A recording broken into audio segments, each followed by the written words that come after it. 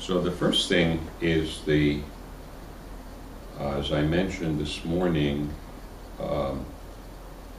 Izutsu, the great scholar and genius of many languages and of mysticism, he, in Creation and the Timeless Order of Things, where you see a collection of essays, he mentions this amazing book by Lahiji called Mafati Ali Jaz Bishare Gulshan Raz. So it's the keys to the miraculous eloquence in the elucidation of the Garden of Mystery. See, so and this book has some of the most beautiful, as he points out, some of the most accurate and precise descriptions of the Sufi point of view. And thanks to the question from Haris John. Where's Haris John go? Did he still here? I started on his question about free will, and this is a continuation of that conversation. And because a lot of people who speak Persian, they would find this very useful, I'm going to read through the Persian probably in short paragraphs, so I can do short paragraphs, translate into English, but keep going through his point in each case, and then stop, and then take questions, and then come back, okay? So it's a simple enough format. And here we go. So he says he's going to discuss the maratib ahl kashf. So the levels of the people of unveiling, the people who experience revelation, we would say in English, to reveal, but usually revelation is an overused word and has connotations and things. So technically, kashf is to see, to unveil, to understand something that was hidden. And the beautiful thing about this passage is it's about the different levels of the different people, the different kinds of people who have different kinds of unveiling. Part of this conversation is not just based on the point that Haris was bringing up, but many people, I can remember Faisal and many other people, they say, my wish in this life is to see God. Huh? Am I right? See, and as you will understand, he's going to want to talk about seeing God and the different ways that people can see God. And these are these levels. So he starts out and he says, Muhaqqiq on Kameli hast که حقیقت آشیا کما ینبغی بر او ظاهر و منکشف گشته باشد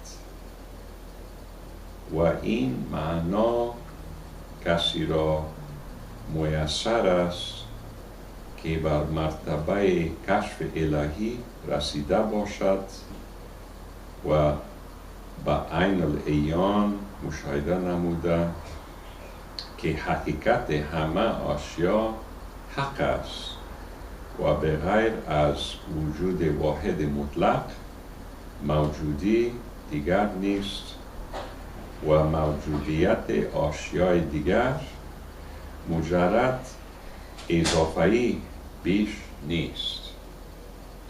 First paragraph. Huh? Muhaqqiq, the realizer of the truth, or the one who has realization, because if we say Haqq, it means the truth or it means God, but it means reality. So it means Hakikat means the reality, we would say in English, and Haqq is the real. And so tahqiq would be to realize something at a profound level, at a spiritual level. Muhaqqiq is the realizer, the one who has realization. And he says the one who realizes the truth is that completed one, perfected one, komelias, for whom the reality of things as they are becomes manifest and apparent and unveiled. And this spiritual insight becomes possible for a person who has reached the level of the divine unveiling, and who through the eye of mystical seeing witnesses that the reality of all things is the Haqq, is the true reality. And that other than the unitary absolute existence, there is no other form of existence. And the seeming existence of the things is merely a relative relationship to existence of the reality, and it's nothing more than that.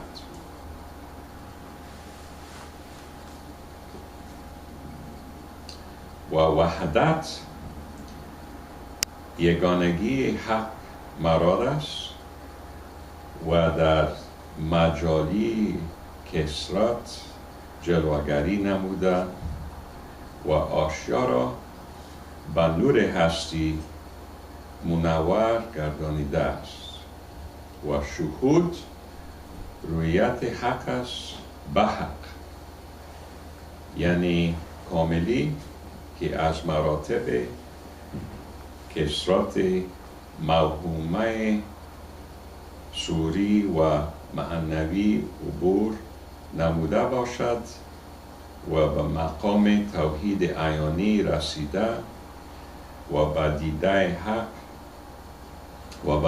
حق بین به حکم کنتو بصره الذی یبصر به در صور جمعی موجودات به دیده حق مشاهده حق نماید، چون خود را و تمامت موجودات را قائم به حق بیند، لاجرم غیرت و افسینیت از پیش نظرش برخاسته و هرچی می‌بیند می‌داند و هرچی می‌بیند و می‌داند حق دیده و حق دانسته است و در مشاهده جمع اشیا نظر اولش بر نور وجود واحد مطلق است و صاحب این شهود ذوالعین است که حق را ظاهر می‌بیند و حق را باطن و حق نزد وی میرات حق است و حق ظاهر و حق در وی پنهان است، چنانچه آینه در صورت مخفی می نماید. Okay, this paragraph he says, and unity refers to the oneness of true reality, which is manifesting in the diverse and multiple theaters that receive God's theophanies, and the things through the light of existence, God, the unity of God, makes them luminous and manifest. Okay, so he's describing an important thing, which is the unity and its relationship to light and its relationship to the things. The unity is the oneness, means the oneness of true reality, which manifests in the multiple theaters of divine self-manifestation, and which through, meaning the unity, through the light of existence, causes the things to become luminous and visible. Okay? And shuhud means the seeing of true reality, the witnessing, but here uses the word ruyat, the seeing of true reality, through the true reality, seeing true reality through true reality itself. In other words, the perfected or completed person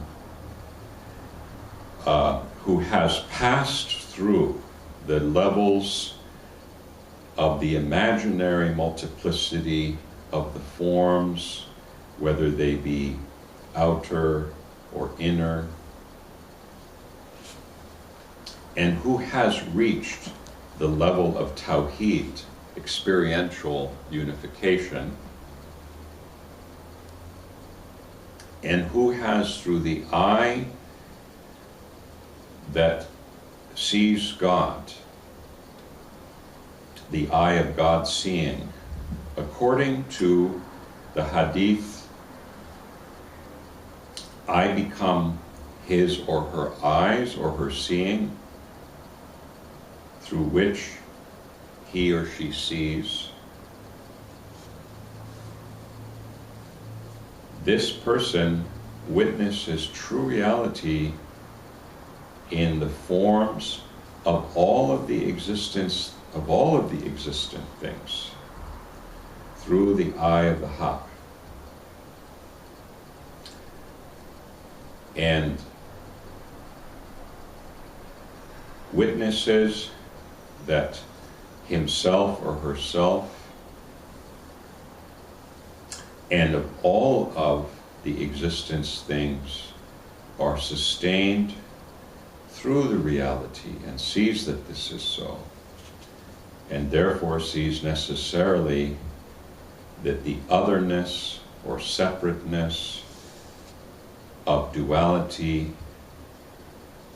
lifts away from his or her own sight and perception, and everything that he or she sees or knows see as the true reality and knows as the true reality. And in the witnessing of the totality of the things, the first thing that it looks upon through the light of existence is the first thing it sees is the light, unified light of existence, the absolute light of existence. And the possessor of this witnessing is called Dhul Ain, possessor of seeing. Ain here meaning referring to the sight and the seeing, a word, however, that can also mean essence and fountain, but here it has this idea of seeing, possessor of witnessing and seeing, Dhul Ain,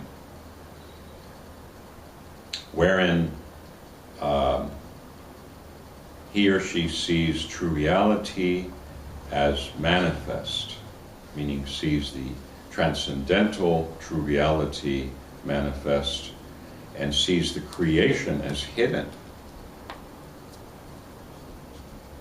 And the creation, according to his or her experience, is the mirror of the transcendental reality. And the true reality is manifest and seen, and the creation in it is hidden, in the same way that in a mirror that is full of an image, the mirror is hidden. It's heavy stuff, huh? But it's beautiful stuff when we just think about it. So here we've reached the end of sort of the first kind of long statement or paragraph that he's going to make. And so in this one, let me comment first on what one of the takeaways is to understand that this level is very often connected to fana, because what happens is a person, the world vanishes for them, and they only see the transcendental reality within themselves. And when they come out of that experience and they are still in fana, they only see the true reality, and the creation doesn't look like the creation to them anymore. So the createdness of beings and of people is hidden to them because of fana. Fana of that what is broken down is their perception of duality. So this is called Zul Ain. And so Zul Ain, is it clear? The possessor of that kind of vision, seeing things as they truly are. The person who sees that, you see, wal awalu wal akhir wa zahir wal batin. But normally people, they are seeing the zahir only and not the batin. And for this person, the batin has become zahir, and the zahir has become batin. It's like flipped. And they are in a new world, and they are regarded as kind of crazy by the other people around them. But in fact, they are the possessor of, what else is called the Zul Ain? What are the other terms for Zul Ain in terms of the Quran? So in Quran, like if somebody has Zul Ain, what does it mean? In this case, Zul meaning the one who has them. You see, like so it almost means like sahib, you see. But the ayn, they have this vision. But what is in the Quran, very often when they say it, they don't say he has two eyes. What did they say in Quran? Basirat. Yeah, as basirat, huh? Because, and the hadith he's quoting is about basirat, yeah? But he's using the language, the thing we're trying to grasp here, because you'll see he's talking about different levels, and this level is pretty difficult level. He's starting with a very difficult level. He's saying that it's like a very advanced level, you could say, where a person is immersed in fana, and they no longer recognize that they have any existence. Remember in our last class, that's where it ended. Remember when we went through the stages? But here, this is the first thing he's going to talk about. And remember, it was, in that case, it was about the Prophet ﷺ and his stage and the prophecy is that he gives himself over to plunder. He wants God to plunder his intellect. Isn't it true when we have mystical experience, our intellect becomes weak because I call it outshining. The true reality is shining so bright that the distinctions we were making are mental, intellectual, and they involve duality. And here that is broken down. That sensibility is broken down. And this is all through experience. It's not a philosophy. This is not just in Sufism. We can see this described in other religions also. But technically dense language. But we want to, the nice thing with recording it, you can go back and listen to the Persian or the English, and you can say, well, let's take this a sentence at a time. But I'm trying to present several passages that give you a different idea to see how well you could relate to that. You know, whether you feel you can relate at all to what he's saying, maybe at once upon a time or on occasion, or maybe this is something that you'd say, okay, I get it. I haven't experienced this, but he's giving me a map. He's giving me a way to think about this and move forward. But how does that sound to you? Like, I realize it's technically demanding, but what is it? Does it sound graspable? The concept graspable? Experientially, do you have any connection to it? No, not directly. I've had instances where like the time when we talked about it, we did zikr and I would go out, and then I'll have a sense of this, things seem a little brighter, or this doesn't all seem as real as it did before. Like it feels a little bit more dreamlike. Yeah. So we senses of it. Yeah. So that is true. That it's not necessarily completely hidden to people. They may have moments that even in modern Western culture, they will call it like an epiphany. And what they know kind of breaks down, and suddenly they see the totality, or they suddenly see, they might see it like a hallucination, like the appearance of angels, or they might see something that symbolically represents this reality. But the idea is, if the perception is happening from me as a separate individual, if my nafs and my separate identity is well established, if I break down this identity, I start to see things in a different way. And that could happen even if somebody has a drink, or they smoke a joint or something. We don't recommend this in our path. We recommend a stronger drink, that has no glass. But yes. I was just going to say, I remember feeling frightened sometimes. It's frightening. Because it's a kind of a little bit of a shock. People, a lot of people who I hear from, again, counseling, they encounter let's call it the terror of the precipice, the terror of, I wanted so much to do this, but now I'm at this edge and I'm scared. I don't want this anymore. Please take it away from me.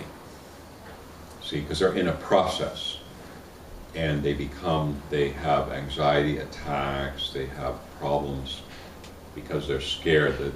It's all a resistance by the nafs. It's on the verge of this kind of discovery. And temporarily, it will make anyone temporarily seem odd to other people. Now, eventually, it will resolve itself. The individual will regain individual identity, but the world will never be the same again. Because one is now possessor of vision. And specifically, this whole conversation is about just a simple logic. There's unity, there's multiplicity. My whole perception comes from the world of multiplicity. Naturally, I see the multiple things as separate, having a separate existence. And he called it idafi, or izafi, meaning relative. He says it's merely that. It's no more than that. It's relative existence. Last class, the Mohammedan station he gives his existence over to plundering. It's the only way to know God is to get out of the way. And in the process, the intellect and the senses, remember in Shabbos Story and elsewhere, the senses are the stars, your personal senses, and the sun is rising. So that's the outshining. And this, for your information, this where this is occurring, it's occurring in an area of Gulshan Oz where the verse is 83, where he says, Muhatekro ki wahadat dar shuhudast nochostin nazra bar nure wujudas. And I've translated it loosely enough that it would make some connection to a Westerner as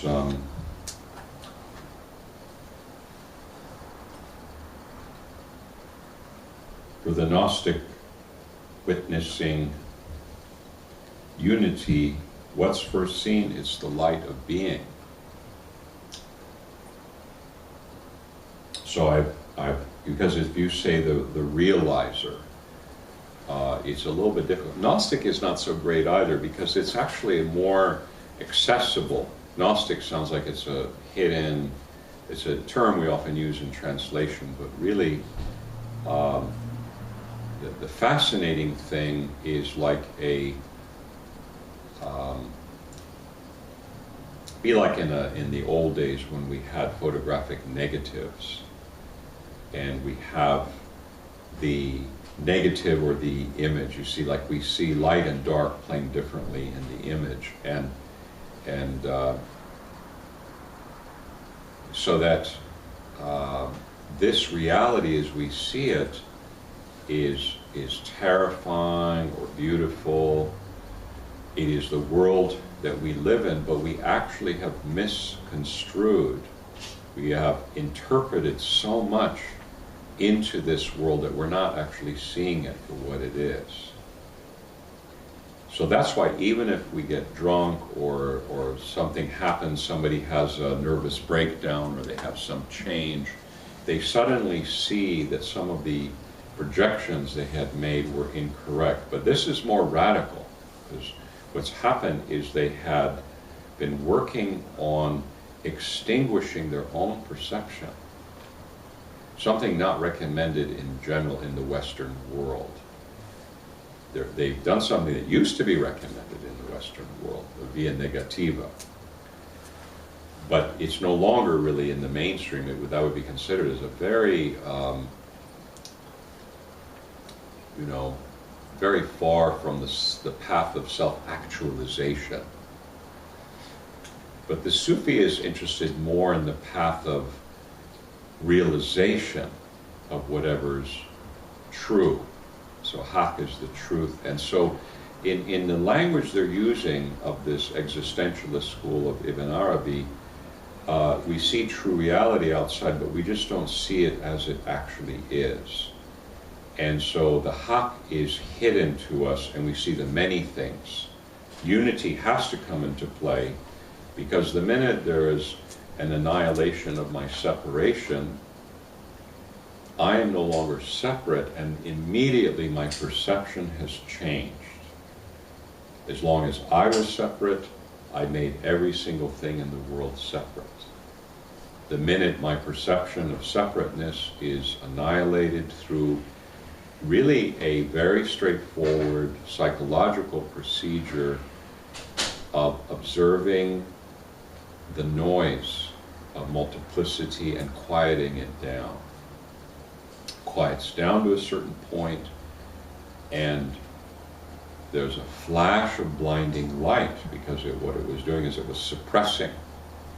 So that flash of blinding light erases the sense of self and multiplicity, and suddenly the first thing the person sees is no longer the things. They see the light of God. Now they may see it in a small dose. Abdurrahim John says we do the zikr and then maybe we come and we actually see, see the light of God. Shabbos Darr elsewhere says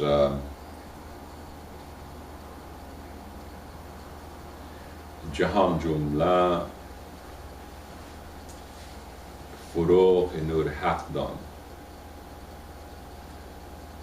So Hakan dar vei ze paidais penhan. The whole world is the radiance and the luminosity of the true reality. But the Haqq, the true reality, from its extreme intensity of obviousness, is hidden inside. See, so, or Rumi says, John, Zipaidoi o nazdiki spum. Chun shekampur albo lap pushki chukum. He says exactly the same thing. Because some people, they don't understand what Robert Darr is saying, and they think he's just saying the Haqq is hidden from view. But no, paidois means what Rumi is saying here. So Rumi is absolutely makes clear. See, John ze paidoi o nazdiki spum. So, spirit from the intense proximity and from the intense obviousness of it we can't see it, is lost to us. How is it to have a belly full of water and dry lips like the barrel?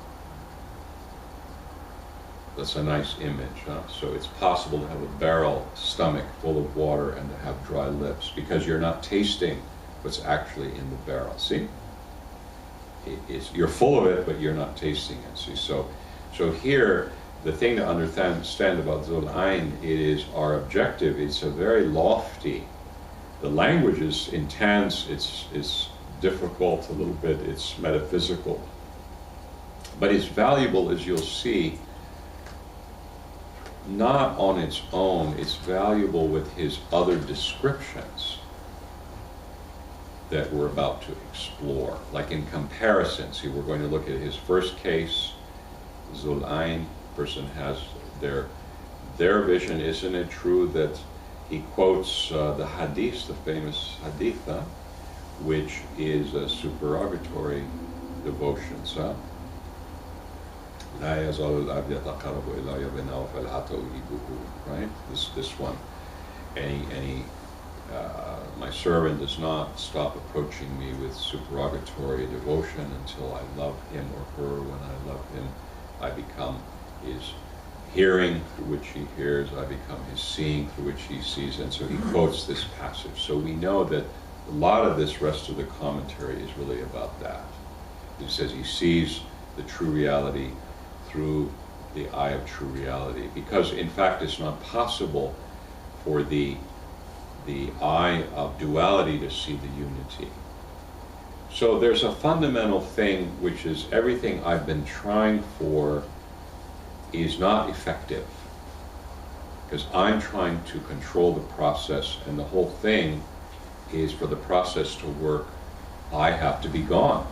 But I wanted to control the process. So I'm busy trying to control the process, and how can I escape this vicious circle that I'm always the one trying to control the process? And the Sufis say, well, you'll be surprised how strong the light of the Haqq is. If you can just settle things down enough, it will start to come through. And you will see that you are essentially that. You are essentially something that you never realized you were. You are much bigger, much more magnificent than you could ever imagine, and your own little mind is restricting your vision of that. So the way to do it is very simple, it turns out. Instead of wanting to be smarter, we want to be more stupid. In this instance, I'm talking about, this instance of letting go. Not in other instances. Not when we're driving on the freeway. Not when we're trying to do our job at work and we're not carrying our load because we're like in this strange state that we're talking about. No, this is a thing that takes a lot of discipline. It takes years, usually, for a person to cultivate this and to learn this. And he's starting by this very advanced definition called Zul Ain. And now, I'm happy to take any other observations or questions, and we'll move on to his further paragraphs. Huh? Anyone else? John, you're getting this? Okay. In relation to last time we were speaking about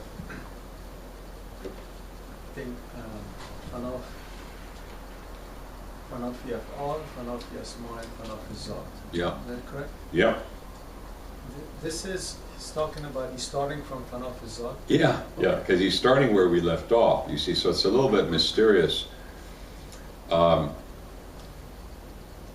Because remember, there's what we didn't finish last time discussing is there are degrees of dissolution, we'll call them. So what I said last time, which is essentially what he's saying, is there's illusions, and mysticism, spirituality, I should say, it is there to correct misinterpretation of what we are seeing caused by the fundamental error of separating out of the unity. So it's like a recalibration that goes through these levels, huh? Last time. It's these separate, slow but sure levels of the dissolution of this illusion. It's very nice, I thought, that whole thing that he gave to us, huh? And this one, he's starting out, the reason I'm reading from here, I thought, oh, this is a very good place for us to pick up on. Because remember in the Impersonal Existentialist, I mentioned that this is the highest level. And then what do I say after that? Beginning of Tasawwuf? I say it's just only the beginning of Tasawwuf. It's the highest, this is the highest level, it's only the beginning of Tasawwuf. Now that sounds awfully intimidating, but that's how it is. Meaning, it turns out there are many beginnings, because there's the prelude. You come into through the gate. There's the garden, and you're coming to see the owner of the place. Huh? And then you see the garden, and you realize the gardener has this habit or this habit, and then you go and you see you come into the sitting room, and you look at the pictures on the wall, but you finally, it takes a while, and you finally get to meet the owner of the house, huh? So these levels. But he's starting at this level where your perception has been literally reversed, huh? So a negative, what's negative? Your business, huh? I know they don't really use them probably anymore, but Abdurrahim John, what's a negative, and how does that work?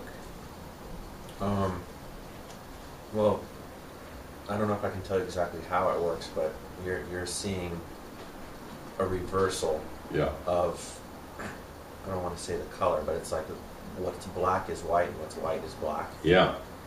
So you're seeing inversion of light and shadow. You're seeing an inversion, light and shadow, and you're seeing. You're absolutely convinced. You have however many decades of your life. You are sure that something is what it is and it looks the way it is, and all of that is in a moment destroyed. But luckily there's the terror before this happened, is what I'm trying to say. Because you see you're going into a place of no return, but it's a strange thing, because the person who arrives there, they're no longer in terror because they don't have a self to be terrified. The terror happened because the self is resisting very strongly at the end. Maybe not. I mean, I personally, being sort of a adventurous type, I was like ready to dive. But some people, they have this problem for years. They keep coming for counseling. They get close to the edge. They back away, they get scared, they go away, then they come back, they get counseling, because they're afraid. It's a natural thing to be afraid of this kind of experience.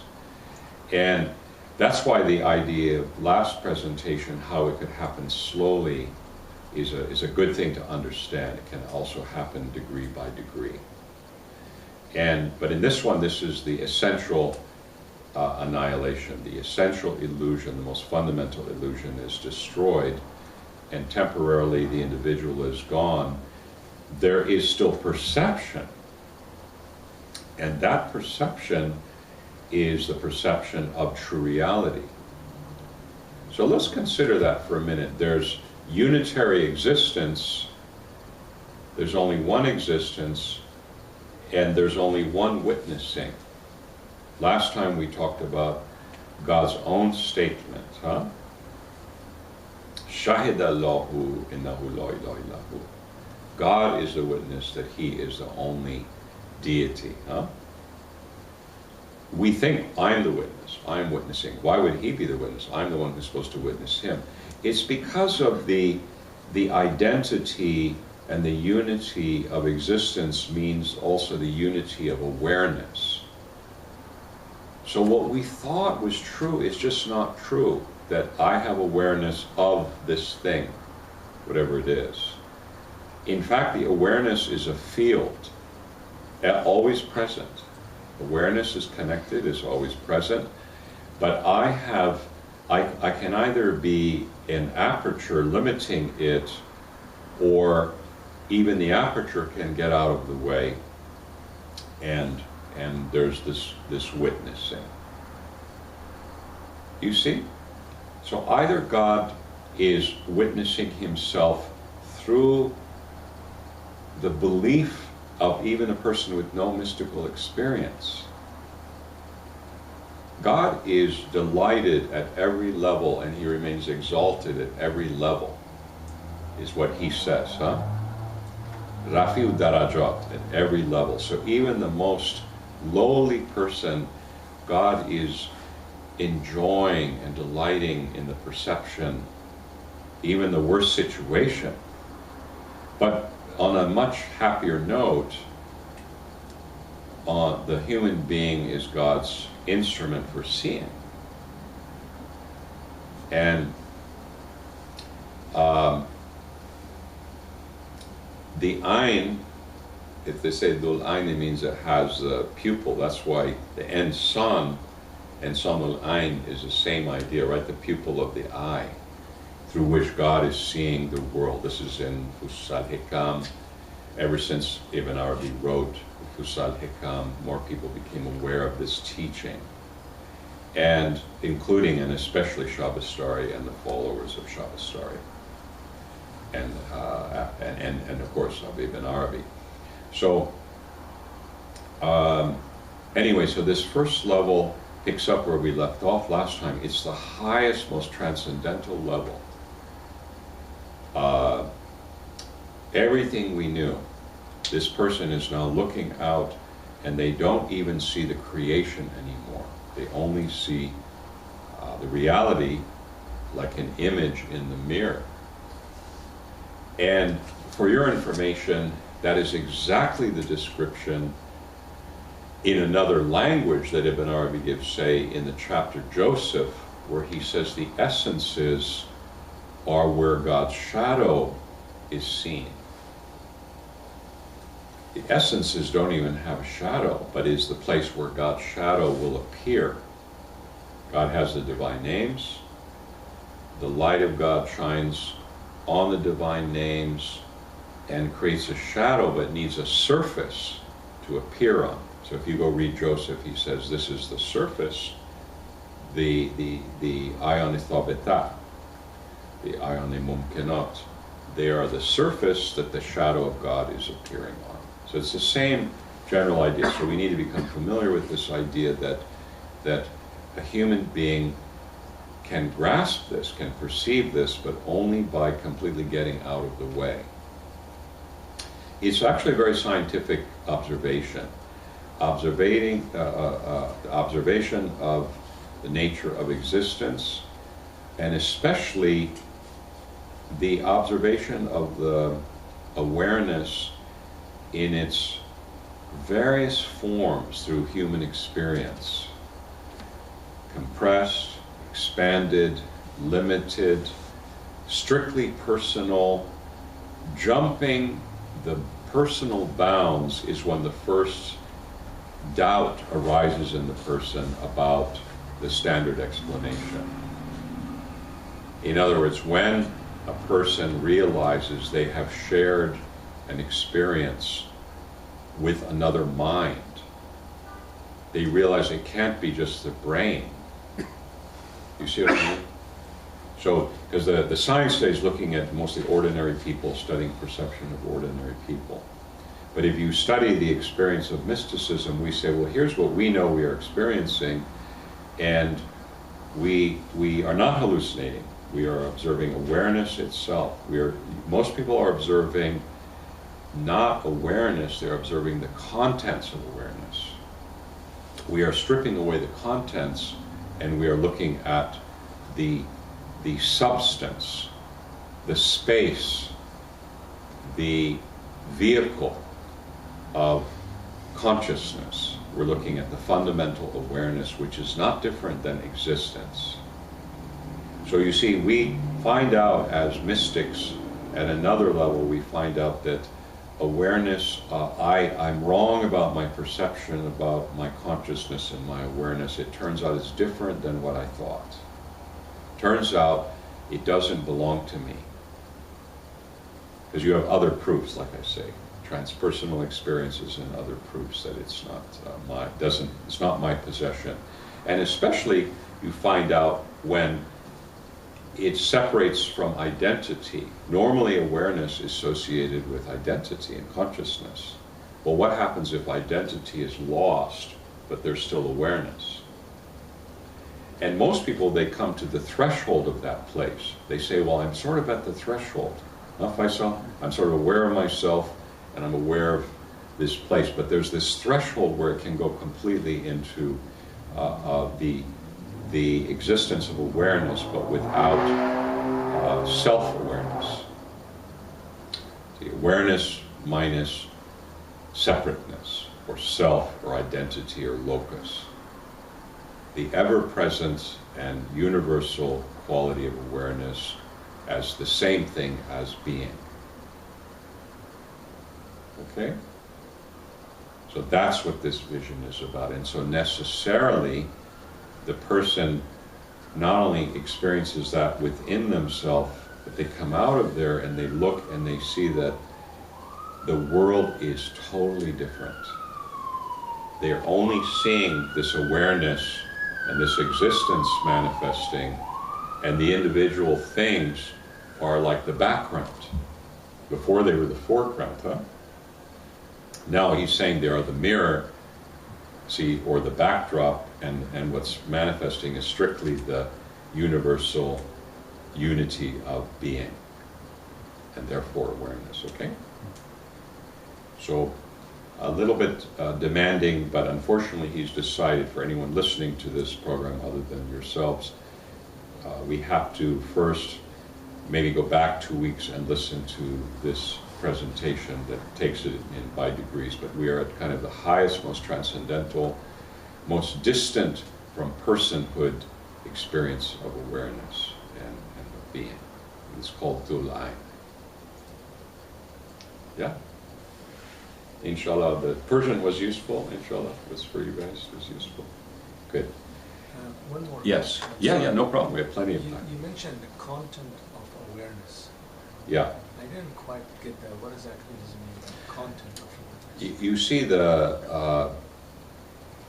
when we say, is it, in Zen they say, somebody object, let's say.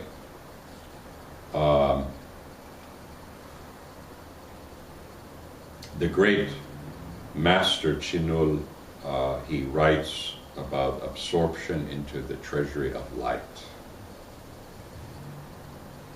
And masters like him,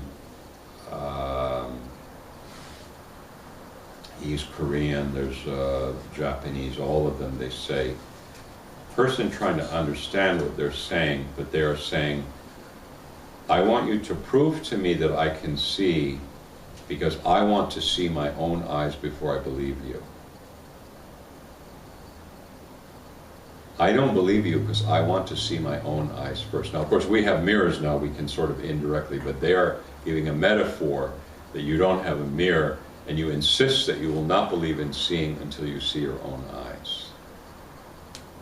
This is paradox, yeah? Amon. It's a paradox. The person who is being told this, of course they know they have eyes because they could feel their eye, they could close their eyes and they could realize they're not seeing. So they would know indirectly, but the metaphor is intended to make a person think. Is my eye seeing, or is seeing a bigger and vaster thing than what my eye does? Now, the Western scientists will say, no, your seeing happens through the eye, there's a science of the eye. But the person who goes deeply into the domain of seeing, they will arrive at the internal seeing that is not using these eyes. Rumi talks about this, or a blind person sees, quote unquote, experiences lights or colors or manifestations, call them, activities that we would call seeing. But let's take seeing, since seeing and awareness and existence, they're all the same thing, according to the Sufi doctrine. Perception is the same thing as awareness. But awareness is the same thing as existence. But they have modalities of manifestation. So, for example, one modality would be hearing. Another modality would be seeing. And so the hadith kind of takes us in this way, the supererogatory. So the question is, what is the origin of my consciousness or my awareness? And the way for me to discover this is a strange thing where, let's call it, the eye is watching seeing. See? Like, what if the eye is not watching what's out there, but is actually watching its own seeing? See, the eye can't see itself, but isn't it true it can watch its seeing? I'm seeing how my eye adapts to close and far. I'm seeing the strength or weakness of the capacity of sight. I'm seeing how my eye, as the darkness comes, it's limited, okay? So I'm now focused not on the object of seeing, I'm focused on the activity and the process of seeing. So this is valuable as the metaphor. So the Japanese, the Chinese, they will use this metaphor. In Sufism, we use it also. And so we say, okay, now I'm watching inside, my eyes are closed, see, so I'm watching my mind. What does that mean? It means I'm aware, because seeing is my awareness. I am aware of my mind, and I'm watching what is happening in this place called my mind, which is my consciousness. We don't say there's no mind without a brain. We say, yeah, brain is like a necessary thing for an individual mind. But it's not necessary to universal mind. So brain can see, mind cannot see brain, sight cannot see the eye without a mirror. Mind can see the brain if it has a brain scan. So you see, for example, but forgetting these clevernesses and just say, can mind see the brain? Mind is not seeing the brain, even though the brain is involved with the activity of mind. But mind, it turns out, through investigation, is a universal substance and nature of reality. And seeing is a universal process of mind. And awareness is identical with existence. It's not a process of it, is identical with it. See, so some things they are going to be activities of, and some things are going to be essentially that thing. Essentially they all will be unified, but they can be distinguished through their function. So if we talk about consciousness, we see there's the function of mind, and there's either what's called cosmic consciousness, let's say in some cases, or what we say individual consciousness. Consciousness implies that one is conscious of something. And it means that, do you have political consciousness? Do you have consciousness of whether you're hungry? Do you have consciousness of your anxiety? Of this, right? So we look inside and we realize that consciousness seems to be about the recognition of experience. And experience is a narrowing of the field, isn't it? If it's individual experience. But what if the mind is not only being watched, but now a new activity is being introduced, which is called letting go of the focus of consciousness. See, because let's say there's self, there's desire, there's instinct, and the consciousness is engaged in trying to fulfill the objectives and the desires. And what if now the person says, well, I will follow the path called the via negativa, and I will follow the path of letting go of each thing. I will not fight with it, that will just create more things in the mind. I will simply, very gently, I will let go, I will observe, I will let go, and I will see that the focal point is now hazy, and now I'm more aware of awareness than of the specific consciousness of things. So we could say that there's formless awareness, or there's the awareness of things in a form. And one can actually become the master of these levels. Most people, they never recognize formless awareness. Formless awareness is the